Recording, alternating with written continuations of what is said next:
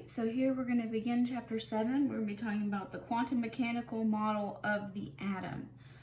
So this is going to start out with, we're going to be talking about light, and there's a lot of this that I'm going to go through rather quickly because it's more physics than it is chemistry. Yes, there's still going to be homework problems. Yes, there's still going to be calculations on it, but I'll be sure to point out what is exactly, the most important things as far as what you have to understand in order to move on for material later on in the semester. So let's start with Schrodinger's cat. I have a video up on Blackboard that talks about Schrodinger's cat. It's a thought experiment where the cat is both dead and alive. But the whole point of the Schrodinger's cat thought experiment is very small things, like electrons, behave differently than large things. So large would be pretty much anything bigger than an atom or a molecule. Absolutely small particles like electrons can be in two different states at the same time.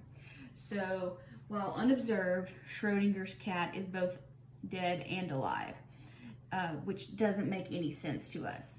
But quantum strangeness, so weird things happen in the quantum world, meaning very small. So it does not transfer to the macroscopic world, which is things that we can see or define with a microscope. So let's go ahead and get into the nature of light. Light is what we consider electromagnetic radiation. So when you get into physics, it's a wave of oscillating perpendicular electric and magnetic fields. So it looks like this. Tends to be what we look at, but running perpendicular to it looks like this, which I can't draw very well, but those are at right angles to each other. So that's a right angle and that's a right angle. There's a better picture of it in the book, but here's something you absolutely need to know. The speed of light is 3.00 times 10 to the 8th meters per second. Now, some things about waves. This is just some vocabulary. The amplitude is the height of a wave. So that's how high it is, how tall it is. And it measures the intensity of the light. So the larger the amplitude, so the higher this wave goes up, the brighter you see the light. The wavelength, which is represented by the Greek letter lambda, is the distance between these crests, so from here to here. So that's the wavelength, so between them. And that is what determines the color or the type of light when we're not in the visible spectrum. The frequency, which is represented by the Greek letter nu, which sort of looks like a V, but it's kind of like a squiggly V, is how I draw it to distinguish it from the letter V. That is the number of waves that pass whatever given point in a period of time. So this is like how much it's moving. So the total energy of the wave is proportional to both the amplitude of the waves and the frequency. So the larger the amplitude, the more force it has. Think about that like a tsunami. So it's a really big wave of water, has a whole lot of force, but there's only one of them. Contrast that with something like a hurricane where the waves aren't quite as high, but there's a lot of them and they strike really frequently. So there's a whole lot of total force involved. So both of these can do tremendous damage depending on what what is going on with the actual nature of the wave. All right, now, wavelength and frequency are what we call inversely proportional. Here is the equation.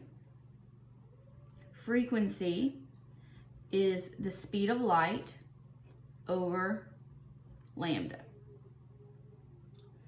So what in the world are the units?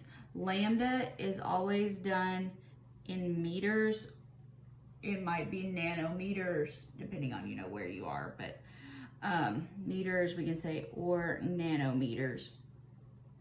Frequency, this is something that it's an inverse unit, so you have to be very careful. So I write frequency as 1/2. So it's how many waves per second. But waves is just kind of like a number, so you use 1. So it could also be written as seconds to the -1 power, or most commonly it's listed as hertz, which is Hz. I'm not a fan of the unit hertz because I can't wrap my head around it very well.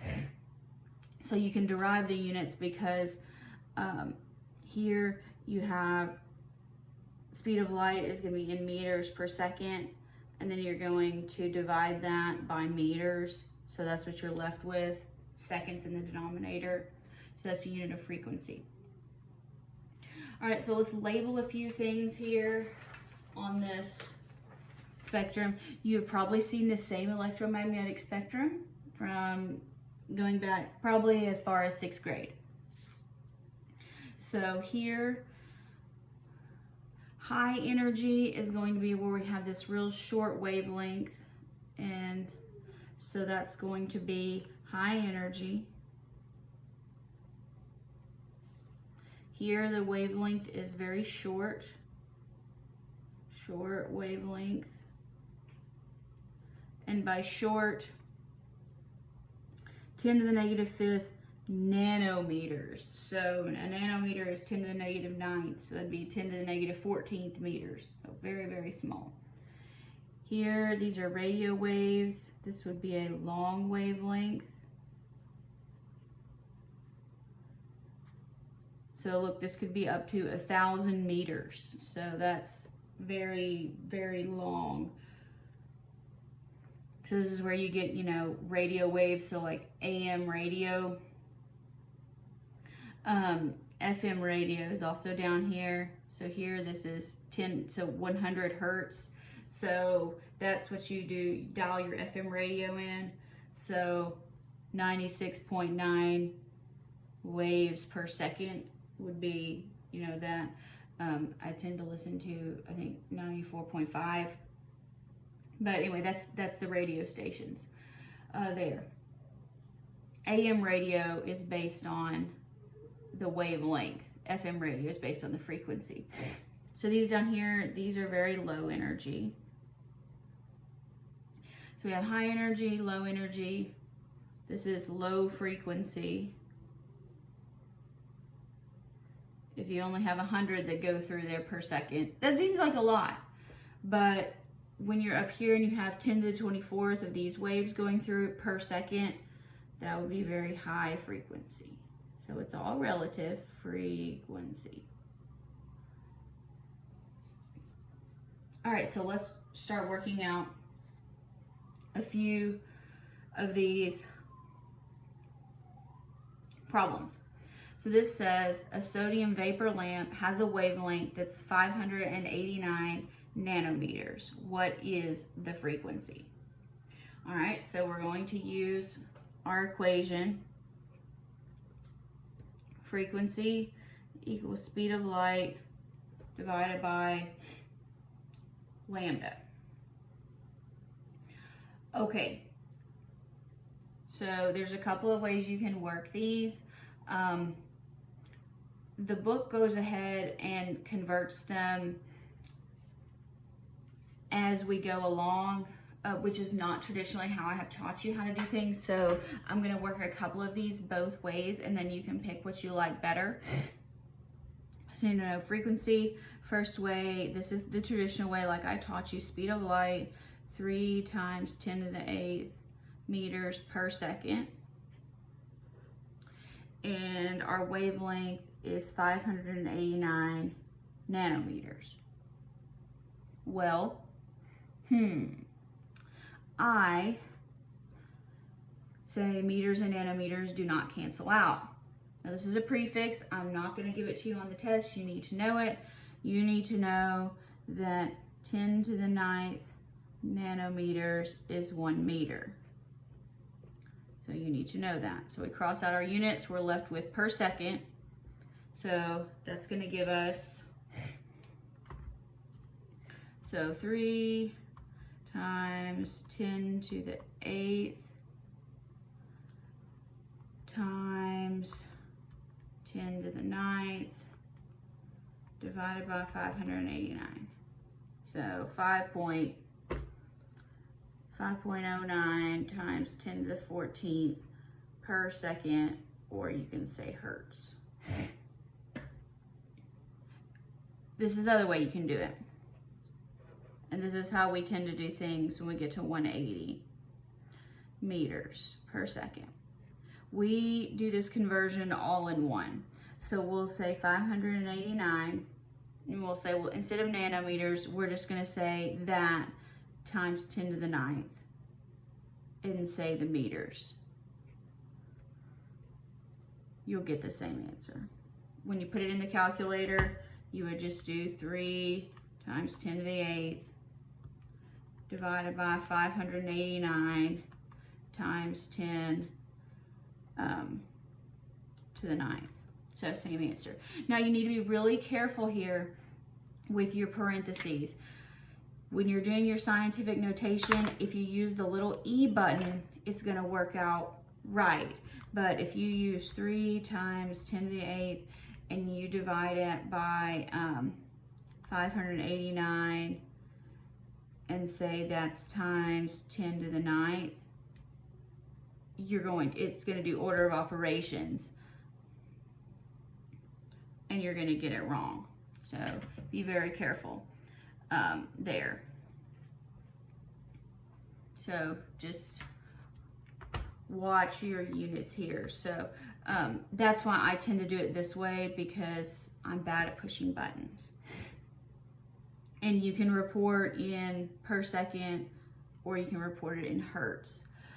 All right, now let's do this next one. Radio station 969 broadcasts at a frequency of 96.9. All right, this is a test here. What's capital M stand for in our prefixes? Think all the way back to chapter 1.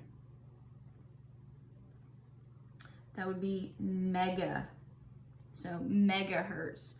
And this time it wants to know what is the wavelength. All right, so again, not how I traditionally work problems, but since y'all like algebra, we'll start with C over lambda. And this is asking us for wavelength. This is wavelength. So that lambda equals C over frequency.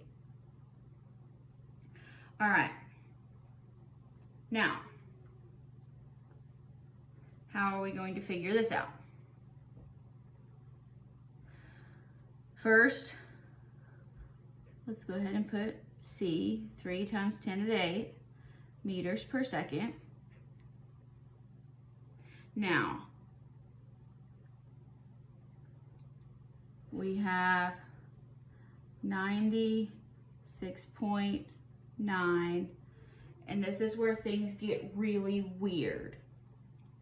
So mega, remember, means times 10 to the 6th.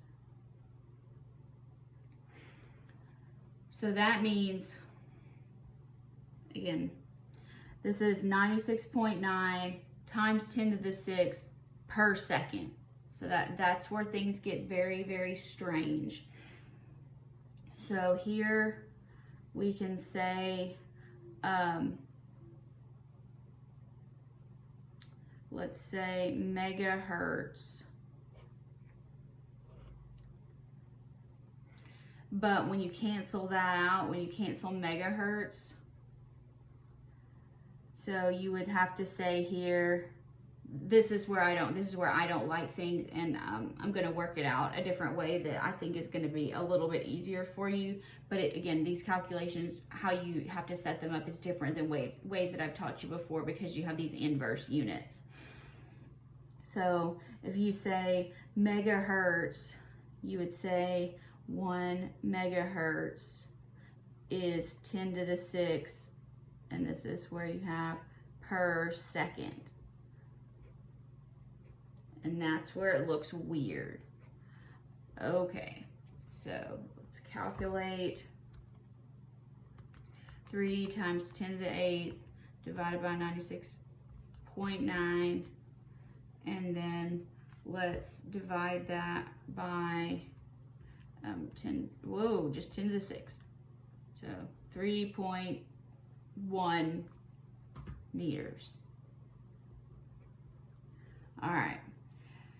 So another way you can do this, if you don't like having multiple units in the top, at some point you're just going to have to get over it, but is you can use this other method where you do the conversion all in one, 96.9 times 10 to the 6th, and then there's your per second.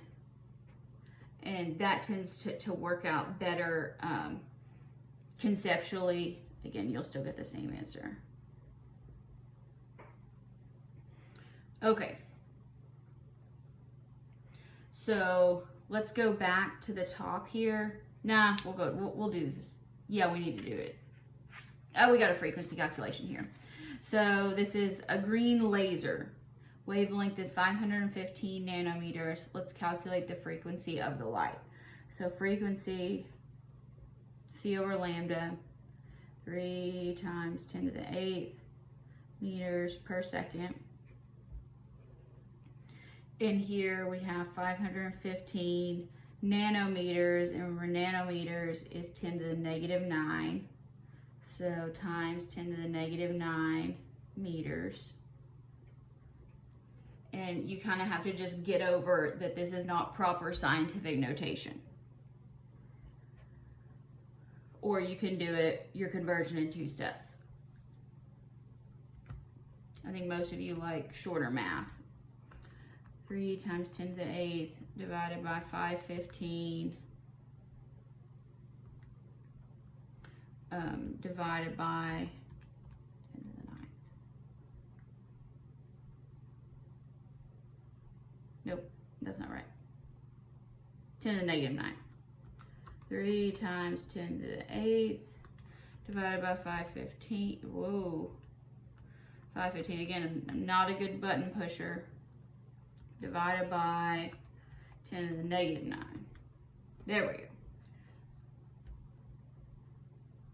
So that, and remember when you're looking at these, you have to check your scientific notation over here. That's what this E is. So make sure you're reading your calculator correctly. So 5.82 times 10 to the 14th, and that would be hertz. Now, a lot of times the question will ask you, well, let's just go ahead and convert to megahertz. And you can do this in one step, or I tend to do it as a separate conversion because, again, hertz makes my head hurt. All right, so remember that you know that 10 to the 6th hertz is 1 megahertz. So if you did megahertz, that would be 5.82 times, we just subtract the exponents, 10 to the 8th megahertz. All right, hopefully, again, these are strange. Use the hints on the homework. You can do this. Set your problems up. The units are what makes this tricky. So just be careful with the units. Be careful how you put it in the calculator. You have to keep your units straight. If you just start plugging and chugging, it's going to be a problem for you. Now, let's next talk about